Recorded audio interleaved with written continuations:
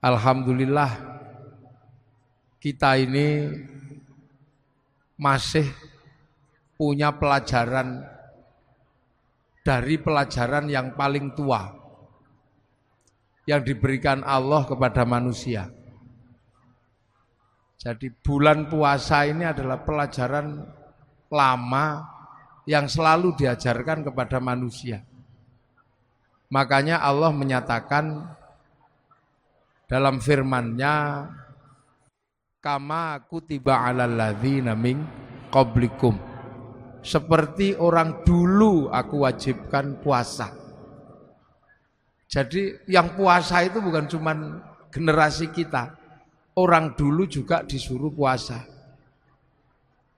Nabi Adam puasa dikenal dengan nama Ayyamul Bid sama Ayyamus Sud, hari terang, tanggal 13, 14, 15 rembulan, 27, 28, 29 rembulan.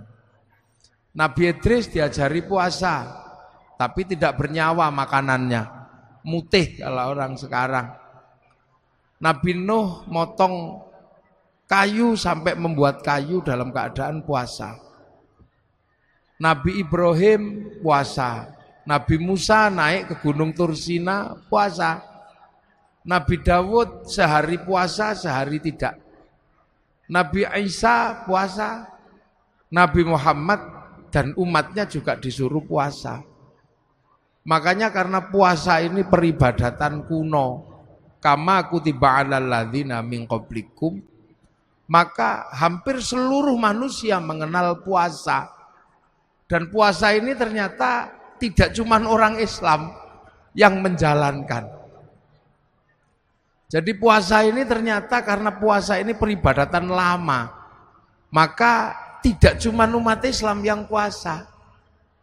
Agama kuno namanya Zoroaster, punya Tuhan dua, Ahriman sama Ahura Mazda. Nabinya namanya Zarathustra, ajarannya nihilisme, itu juga puasa.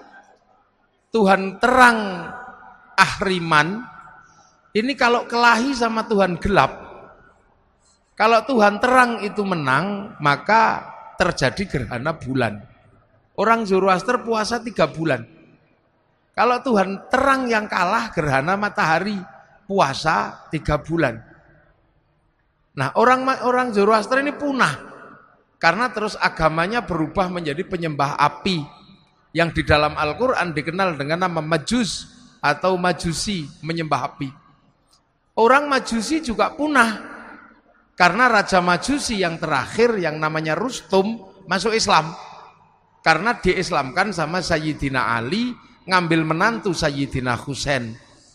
Karena orang Majusi masuk Islam, maka tidak lagi menyembah api, tapi orang Majusi menaruh api di bangunan tinggi namanya Manaro. Begitu masuk Islam, apinya dibuang, manaronya ditaruh di depan masjid. Akhirnya masjid Persia punya manaro. Dan seluruh kaum muslimin melihat manaro di depan masjid itu bagus, maka kaum muslimin berlomba-lomba bikin manaro. Yang akhirnya sampai di Indonesia bernama menara. Itu sumbangan dari orang Majus, dari Majusi. Nah, orang Hindu juga diajarkan puasa, namanya upawasa. Upawasa itu enggak makan, enggak minum, enggak menyentuh perempuan. Untuk apa? Jalan menuju moksa. Karena yang terbaik dari Hindu adalah mati tanpa material, hilang raga, hilang sukma, namanya moksa. Agar bisa moksa, ibadah terakhir setelah Upanishad, setelah kabumian adalah upawasa. Enggak makan, enggak minum, dan enggak menyentuh perempuan. Nanti hilang secara material. Makanya ketika Islam datang mengajarkan syahrul siyam, enggak makan, enggak minum, enggak menyentuh perempuan, kok mirip seperti upawasa, maka orang Indonesia menyebutnya bulan puasa. Itu istilahnya. Orang Yahudi, orang Buddha juga diajari puasa. Kalau pengen mendapatkan penyempurnaan 8 jalan menuju nirwana, harus puasa di bawah pohon bodhi dengan pakai kain selempang dalemannya tanpa jahitan. Orang Yahudi puasa, kalau peringatan Yom Kippur juga puasa. Orang Nasrani kalau Jumat Agung sebelum Paskah juga diajarkan puasa. Jadi puasa ini adalah milik semua agama, cuman caranya berbeda. Jadi makanya kalau kemudian halal bihalal ini mempertemukan seluruh umat beragama yang berbeda, pasti nyambung karena urusannya dengan puasa. Nah ini lintas agama juga. Loh ya nyambung kalau dalam urusan puasa karena semua agama mengenal puasa. Ini puasa. Makanya puasa itu saking terkenalnya, variasinya paling banyak. Di Indonesia ada puasa makan daun tok, namanya ngidang. Ada puasa makan umbi-umbian, namanya ngerowot. Ada puasa tanpa nyawa, namanya mutih. Ada puasa tidak kenyentuh matahari, namanya pati geni. Ada puasa diem, namanya bisu.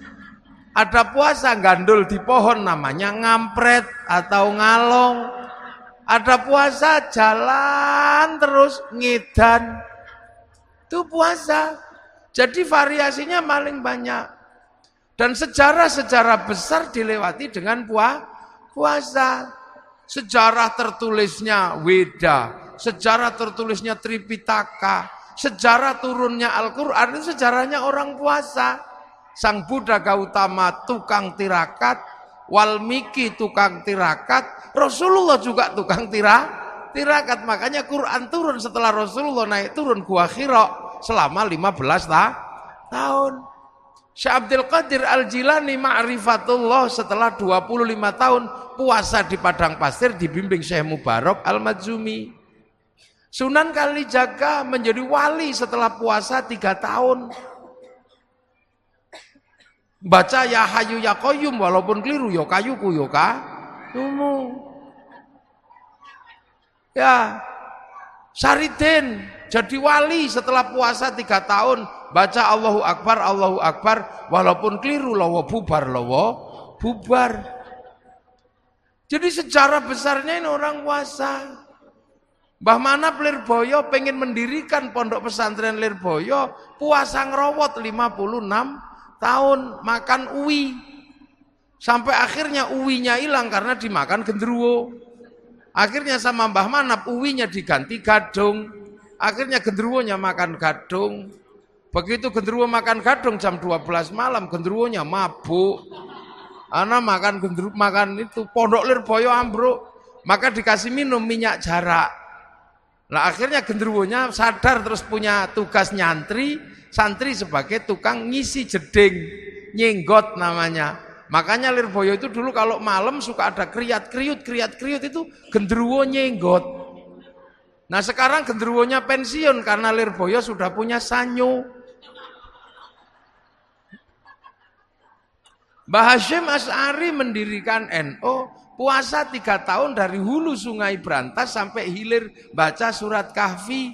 Terus tiap malam gak pernah tidur, ngatamkan surat At-Taubah 41 kali, surat Kahfi 41 kali dalam 2 rakaat sholat hajat. Makanya kalau NU jadi gede ya gak masalah, wong tirakatnya besar. Maka penumpang NU itu macam-macam. Yang sholatnya rajin ya numpang, yang setahun sekali ya numpang, kadang Bandar Dadu ya numpang. Itu NU apa aja numpang. Makanya tapi karena kendaraan besar jalannya pelan, nggak bisa was-wes gitu. Makanya NU sering disalib kendaraan kecil-kecil, wes gitu, tapi penumpangnya kecil. Yang naik yang cingkrang tok gitu. Yang naik yang jenggoten tok, yang nggak jenggoten nggak boleh naik. Tapi karena larinya cepet, was-wes sering nabrak, dikit-dikit tabrakan bruk, nabrak sapi, bruk, nabrak apa gitu. Lah NU biasa. Ya, Ki Gede Pemanahan ketika pengen membangun alas Mentao, disuruh puasa 20 tahun sama Sunan Kalijaga. Akhirnya puasa di Bang Lampir Gunung Kidul, pantat bekas puasanya sampai batunya dekok. Punya anak Danang Sutawijaya mbubak alas Mentao, mendirikan Mataram 1875, 1758 dipecah oleh Belanda jadi Jogja sama Solo jadi Giyanti. Akhirnya Jogja jadi Amangkubuanan Pakualaman, Solo Mangkunegaran Kasunanan. Ki Ageng Pengging pengen punya anak jadi raja, puasa 7 tahun, lahir Joko Tingkir. Gitu. Nah calon Raja Mataram nggak mau jadi raja, namanya Bagus Harun. Karena pengen melahirkan anak jadi raja tapi alim. Maka Bagus Harun keluar dari kerajaan, puasa di daerah Pagotan Ponorogo, belakang pabrik gula. Tirakat di samping sumur. Sumur yang dipuasani, naik airnya 7 meter pas 27 Ramadan. Oh aku untuk Lailatul Qadar. Karena sumur yang menghasilkan Lailatul Qadar, maka sumurnya disebut sumur Sewu Wulan. Orang sekarang menyebutnya Sewulan, maka kampungnya dikenal dengan kampung Sewulan. Raden Bagus Harun punya anak, ganasnya luar biasa, perempuan, fatayat. Enggak ada yang berani nikahi dia saking kerasnya, sampai dikenal dengan nama Nyi Ageng Alap. Enggak ada yang berani nikah, dinikahi Raden Santri, punya anak Mbah Maktum, lahir punya anak Mbah Maklum, Mbah Tafsiran, ada Mbah Kolyub, ada Mbah Ilyas, nikah punya anak Mbah Nafiqoh. Dinikah sama Kiai Hashim Asy'ari, nikah sama Nyai lahir Kiai Wahid Hashim, nikah sama Nyai Solikah binti Bisri Sansuri, lahir anak Abdurrahman Wahid, seorang presiden Indonesia walaupun 2 tahun. Nah, ini tirakat semua mboknya itu dulu. Di Jogja ada orang nggak terlalu pinter namanya Sukirah, pengen punya anak jadi raja, padahal bukan keturunan raja. Tetangganya cuma bilang paling kamu nanti jadi rajanya ketoprak anakmu. Tapi nekat puasa Bu Sukirah 9 bulan, pengen punya anak jadi raja, ya Allah ya Allah. Keluar anaknya laki-laki jemblok keriting, dikasih nama Soeharto, jadi presiden 32 tahun. Loh itu makanya dulu orang itu kalau punya hajat besar, senjatanya puasa. Laki-laki mencintai perempuan paling cantik sak fatayat, kok ditolak? Puasa kalau laki-laki dulu, iya. Masuk masjid, baca ya Rahmanu ya Rahim, 7 hari 7 malam, I love you.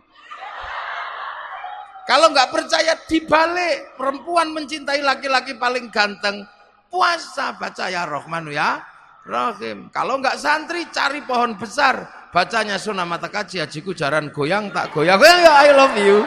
Loh, itu puasa. Jadi puasa itu menghasilkan energi yang aneh. Orang pengen kuat, puasa, baca la haula wala quwata illa billah. Tapi juga bisa kuat, baca Sunamata Kaji Hajiku Bandung Bondo puasa. Pengen kaya, puasa bisa, ya Fatahu ya Rozak, sholat duha. Kalau nggak mau ya Fatahu ya Rozak, puasa di gunung Kawi, pulang ya kaya. Nggak puasa. Loh, makanya puasa ini punya energi yang universal. Tidak perlu Islam, tidak perlu baik, seperti yang dinyatakan oleh Yai Said. Hikmah itu tidak pandang bulu. Dan puasa itu mampu melahirkan hikmah tersendiri. Dukun santet kalau puasanya kuat, santetnya juga teksek. Dia. Makanya ini puasa. Dulu nenek moyang kita hobinya puasa. Dan yang ngerti puasa bukan cuma manusia. Ayam juga ngerti puasa. Ayam itu kalau mau neteskan telurnya puasa 21 hari. Telurnya netes. Ulat kalau mau terbang jadi kupu-kupu puasa, jadi kepompong, nanti terbang jadi kupu-kupu. Ular kalau mau ganti kulit puasa 41 hari. Mudah-mudahan puasa kita seperti puasa ulat. Habis puasa terbang jadi kupu-kupu. Jangan kayak puasanya ular. Habis keluar ular lagi. Habis ganti kulit ular lagi. Nenek moyang kita kuat-kuat dulu. Iya kuat-kuat. Bisanya cuman semelai Rahman Rahim. Tapi sakit gigi sembuh. Dukun bayi senjatanya cuman lo kuoto. Tapi tirakatnya kuat. Bus gitu keluar. Makanya nenek moyang kita gak ada takutnya. Dan puasa ini bisa pakai apa saja. Santet pakai puasa ya kuat. Bahkan cari nomor pun pakai puasa juga tembus. Nah, ini puasa. SDSB. Makanya nenek moyang kita ketemu singa. Oh, gitu singanya. Kita cuman kalau ke singanya pergi. Sakit gigi sembuh. Begitu sekarang orang takut puasa, bismillahirrahmanirrahim, basin tok. Lah ya makanya dulu orang enggak pernah takut apapun. Bambu runcing sama tentara enggak takut. Sekarang jangankan sama tentara Belanda, jangankan sama singa, orang sekarang sama melinjo takut. Monggo melinjo dan kenapa? Asam urat. Orang sekarang penakut. Orang ayam itu makanan manusia, begitu ayamnya pilek, manusianya ketularan. Lu burung. Lah ya, orang sekarang ketemu santan takut. Enggak. Kolesterol. Manusia jadi penakut karena punya senjata dari Allah enggak pernah dipakai. Dengar puasa, puasa lagi. Akhirnya remuk tubuh manusia modern, rentan sekali manusia modern ini. Akhirnya kalau sudah rentan pasrah sama dokter, masuk rumah sakit. Begitu masuk rumah sakit, dokternya nggak lupa, kamu tak operasi tapi puasa dulu ya. Nah, ya, dokter mau nangani dengan cara puasa. Loh, makanya kita ini diajarkan puasa. Makanya enak ibu-ibu itu sekarang. Walaupun nggak puasa full, ada puasa enteng-entengan sekarang. Jadi tidak cuma people power yang enteng-entengan. Puasa pun ada enteng-entengan, namanya diet. Diet. Nah, diet kalau keterusan dead. Loh, ini pelajaran dari Allah. Kenapa kita takut? Loh, makanya begitu kita ini puasa udah nggak kenal masalah. Loh, makanya kekuatan hebat itu muncul dari orang yang bisa puasa. Tapi puasa kita ini beda dengan puasa kesaktian. La'allakum tattaqun. Nah, apa sih la'allakum tattaqun? Agar kita menjadi orang bertakwa. Takwa itu apa? Menghadapkan wajah kemanapun merasa melihat Allah. Kenapa kita bisa merasa melihat Allah?